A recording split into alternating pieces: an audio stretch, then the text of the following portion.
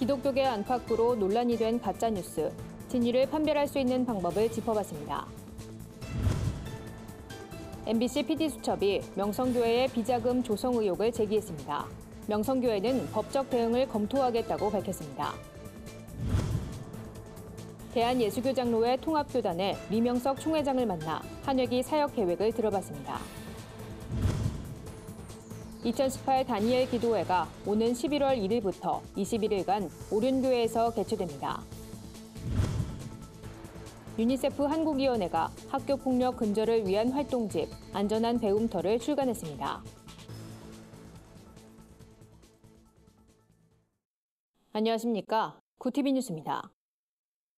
최근 기독교계 안팎으로 가짜뉴스 논란이 일고 있습니다. 교회 내 SNS를 통한 가짜뉴스 문제는 어제 오늘의 일이 아닌데요. 이제는 기독교인들이 스스로 가짜뉴스를 경계하고 분별하는 힘도 필요해 보입니다. 가짜뉴스 판별 어떻게 해야 할지 유남희 기자가 짚어봤습니다. 한겨레 신문이 최근 한 보수 기독단체와 인사들을 가짜뉴스 유포자로 지목했습니다. 당사자들은 한겨레 신문 보도가 허위라며 강하게 반발했고 양측의 진실 공방은 계속되고 있습니다. 기독교발 가짜뉴스 논란은 이번이 처음은 아닙니다. 교회 공동체 특성상 SNS 대화방 등에서 가짜뉴스가 빠르게 유통되며 확산돼 왔습니다.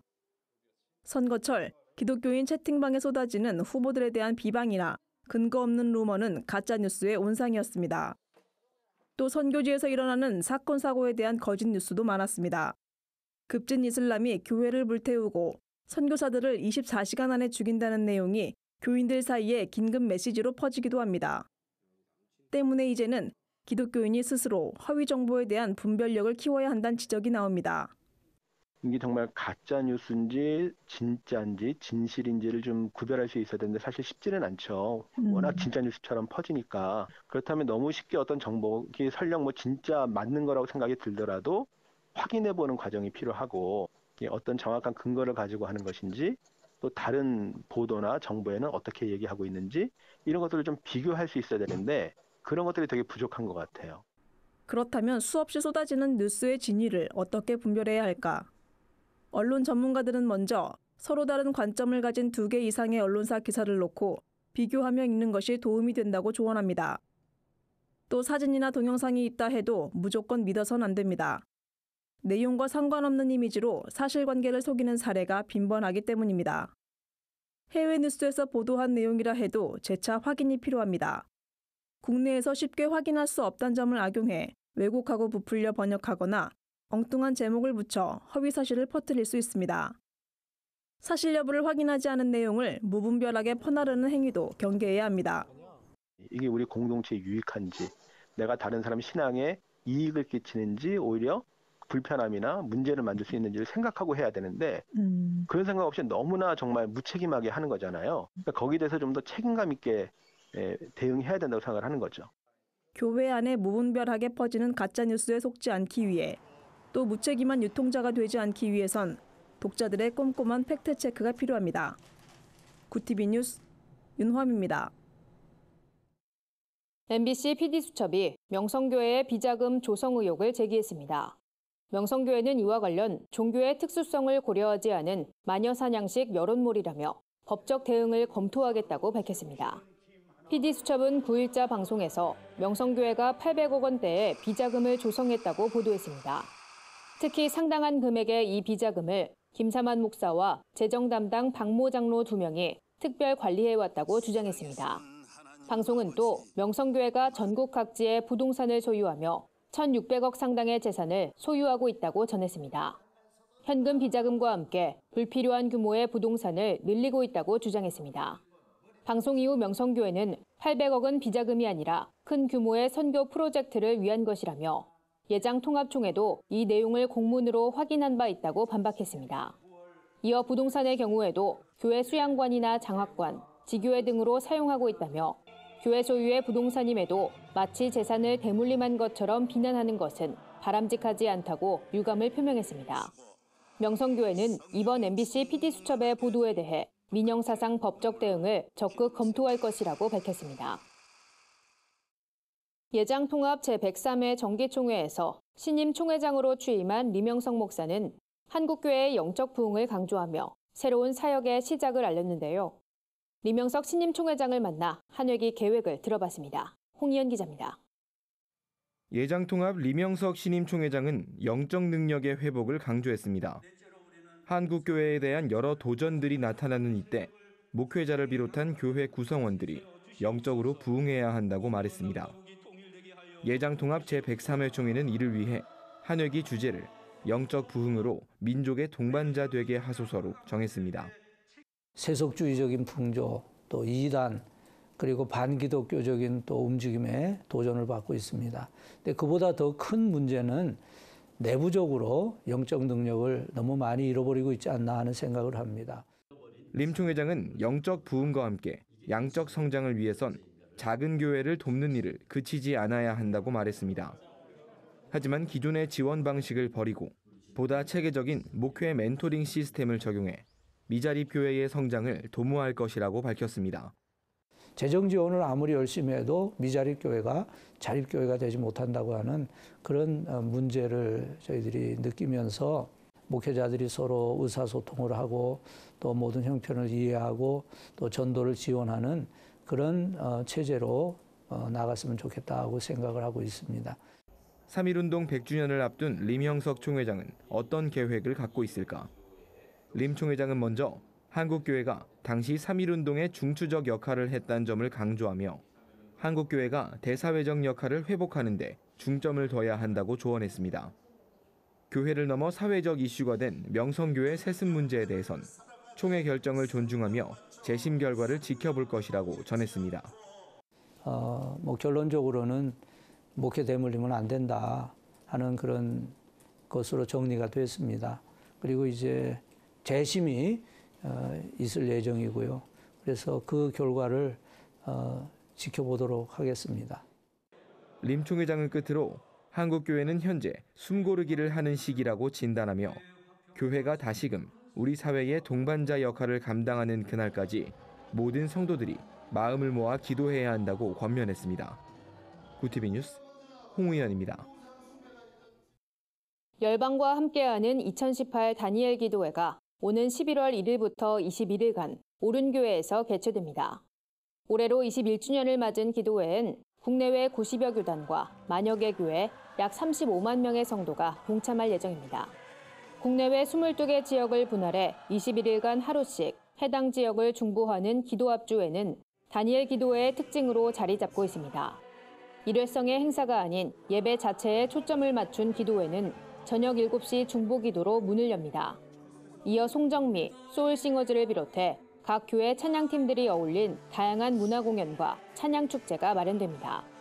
기도회는 오른교회 김은호 목사를 비롯해 김태훈 선교사, 가수 션, 본죽 최복희 대표, 구경선 작가 등 강사들이 매일 저녁 말씀을 전합니다. 다니엘 기도회는 인터넷으로 생중계되며 모인 헌금은 소외이웃과 선교사, 목회자를 위해 사용됩니다. 최근 교육부 조사에서 학교 폭력을 당했다고 답한 초중 고등학생이 큰 폭으로 늘었습니다. 이런 가운데 유니세프 한국위원회가 학교 폭력을 근절하기 위한 활동집 안전한 배움터를 발간했습니다. 이번 활동집은 안전하게 공부할 수 있는 환경을 조성하는 데 모든 학생들이 참여할 수 있다는 것을 교육하고 학교 환경의 중요성을 알리기 위해 제작됐습니다. 학생들은 활동집을 통해 안전한 배움터를 만들기 위한 실천 방안을 함께 고민합니다. 구체적인 방안으론 학교와 마을을 돌며 학생들이 위험을 느끼는 장소 확인하기, 학급 헌장 만들기, 고학년 학생이 저학년 학생들의 고민 들어주기 등이 포함됐습니다.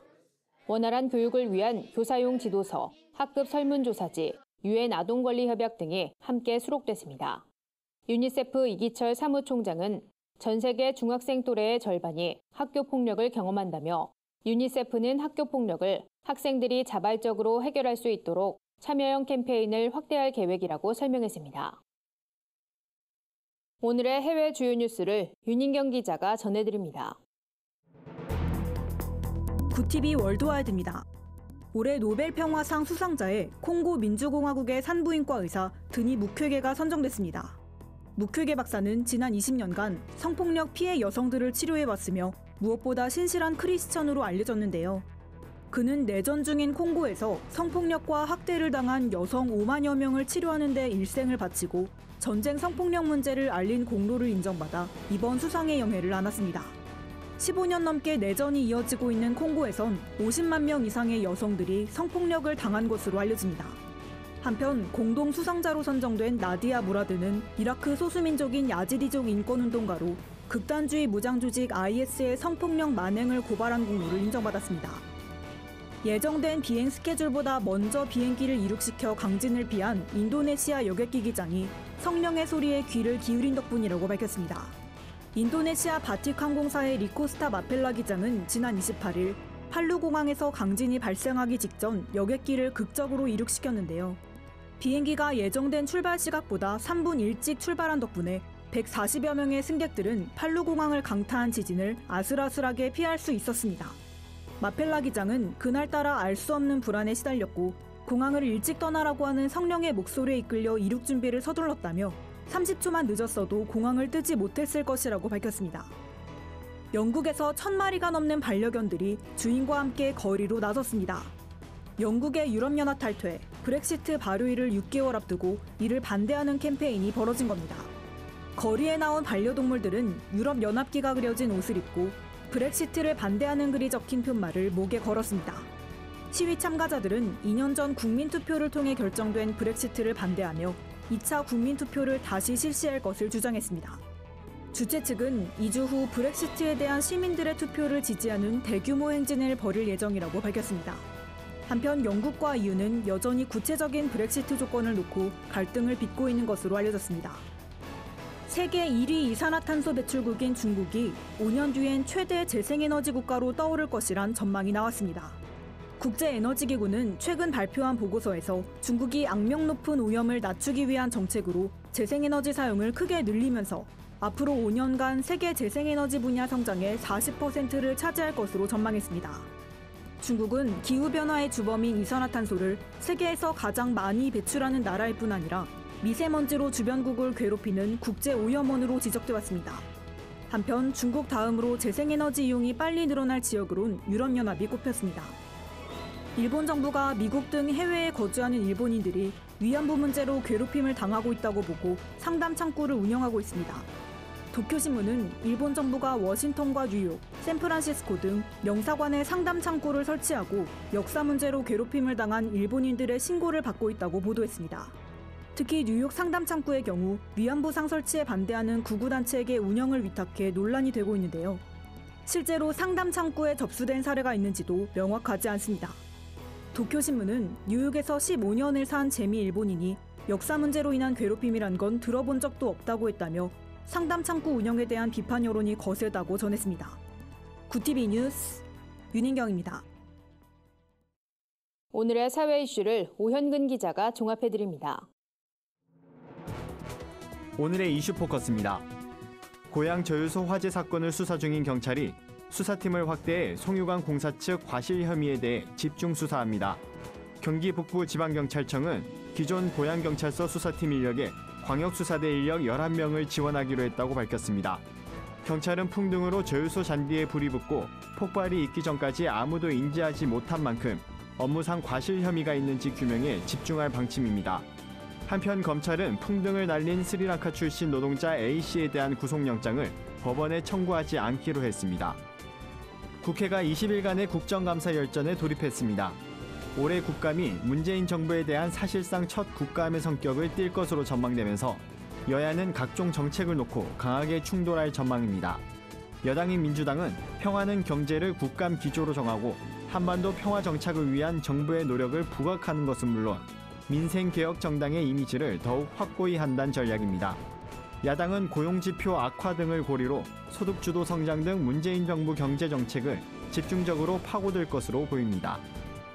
도널드 트럼프 미국 대통령이 2차 북미 정상회담의 시기와 관련해 11월 6일 중간선거 이후 열리게 될 것이라고 밝혔습니다.